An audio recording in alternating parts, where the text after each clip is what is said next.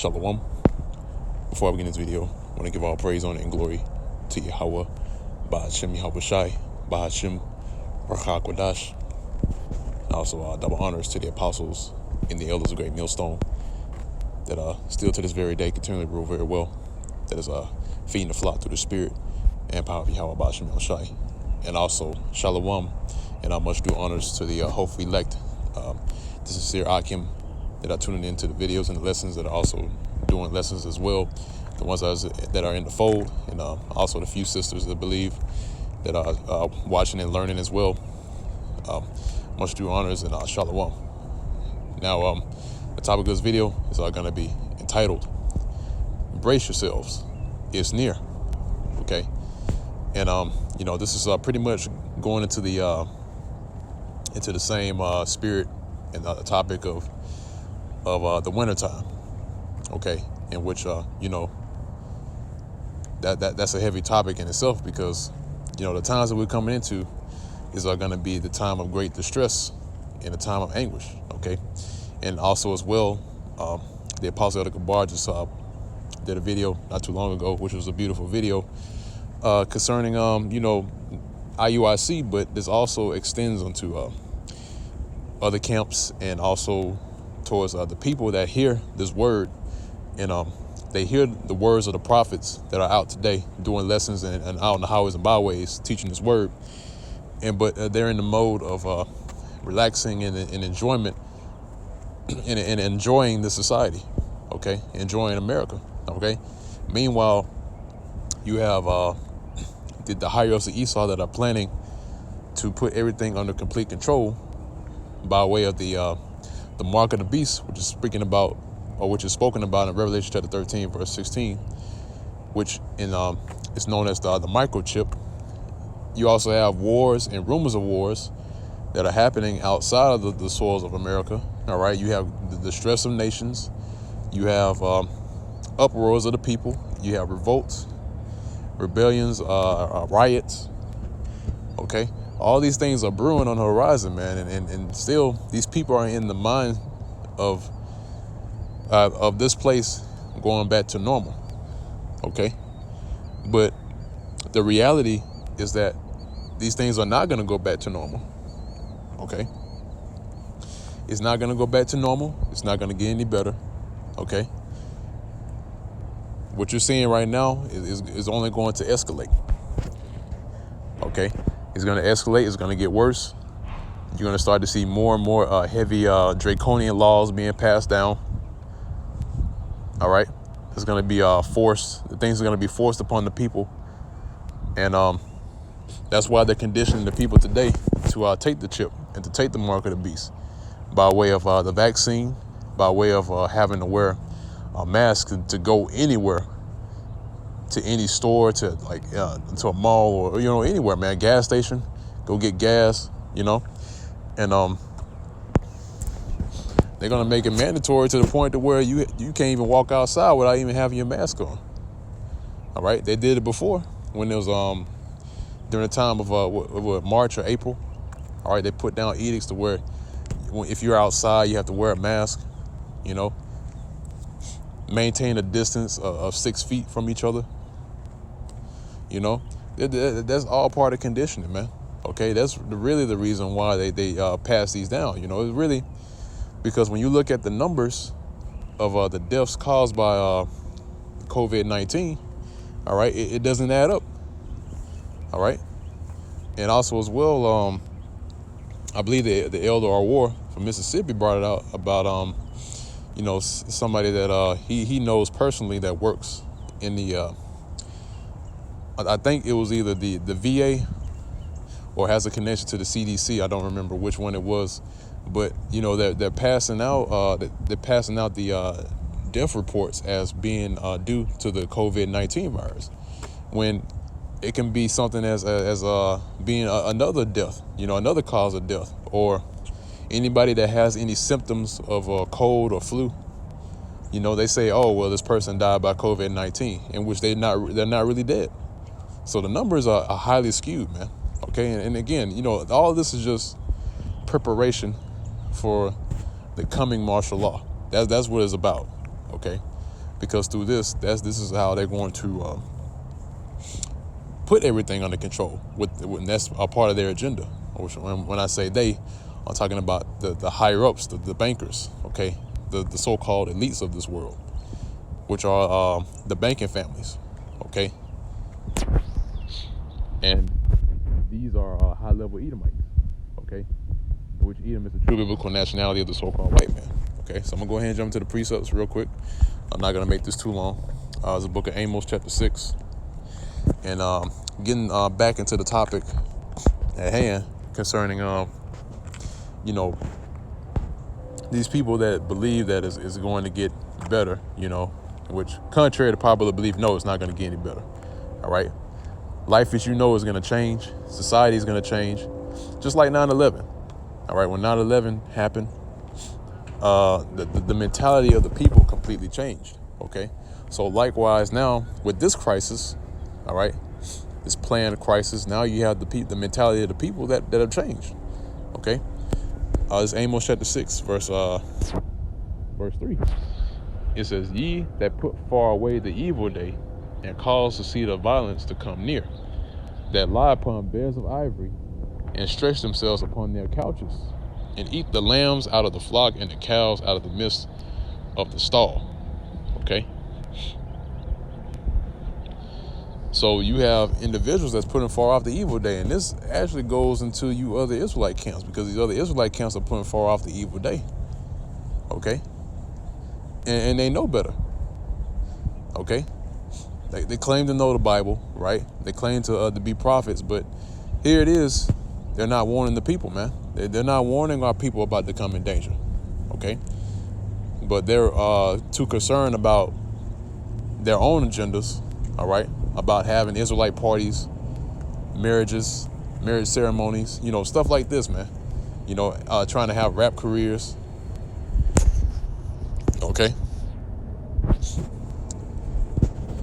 So they're putting far off the evil day, man. Okay? And that cause the seed, they put far off the evil day and cause the seed of violence to come near. That lie upon beds of ivory, and stretch themselves upon their couches, and eat the lambs out of the flock and the cows out of the midst of the stall. That's why whenever you see these other Israelite camps having the Feast of Tabernacles and the Passover, it's a big festival, man. Okay? But they're missing the point on these particular days, because these days were set as remembrance on what the Lord did for the nation of Israel. Okay?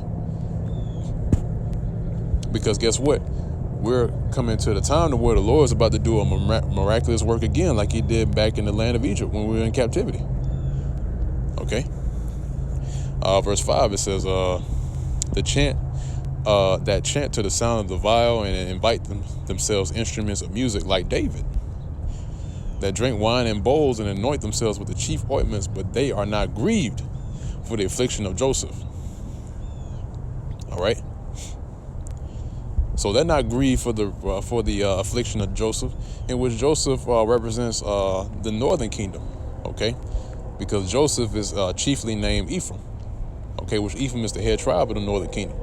So they're not, they don't consider the grievance that's to come on the nation of Israel, okay? Because Joseph also represents the nation of Israel, okay?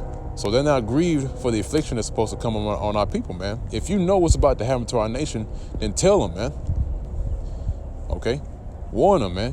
Put them in the spirit of being prepared and bracing for the incoming danger, man. Okay? Because if you read Daniel the 12th chapter, it tells you there's going to be a day that is hasn't been since there was a nation. Even back during the times when you had major occurrences. All right, the times we're coming into is going to be nothing like that, man. All right, it's going to be even worse. Okay? What happened back in history is not going to hold a candle to what's about to come to pass, man.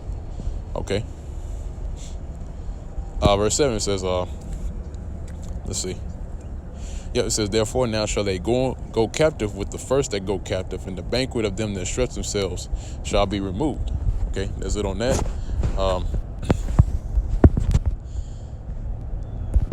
get Ephesians chapter 5, verse 14. It says, wherefore he saith, awake thou that sleepest, and arise from the dead, and Yahushua shall give thee light. See then that you walk circumspectly, not as fools, but as wise. All right. And a wise man considers the time. Okay. Let me see if I can get that.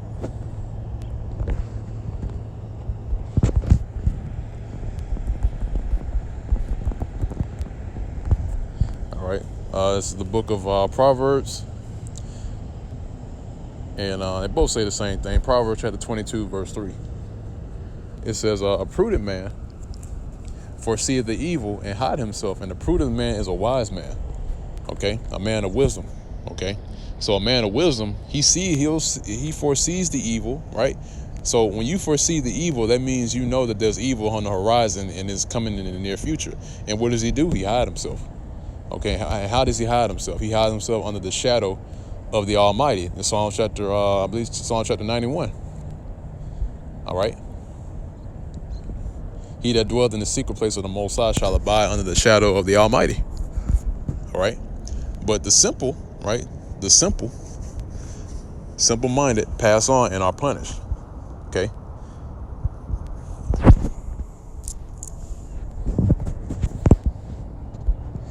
Now, I had Ephesians. Let me go back to it.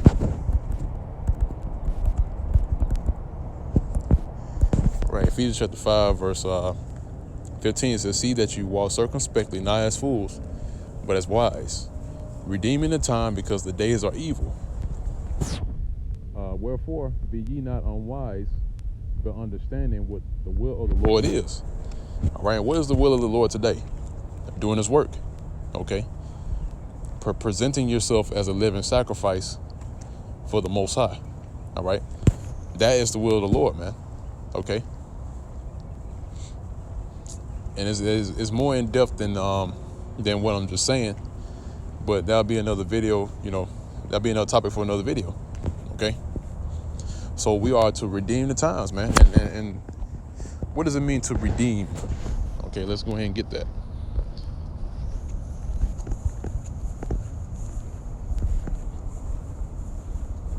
Redeem, okay? So redeem, if you read it, it says, I believe it's in definition number 2.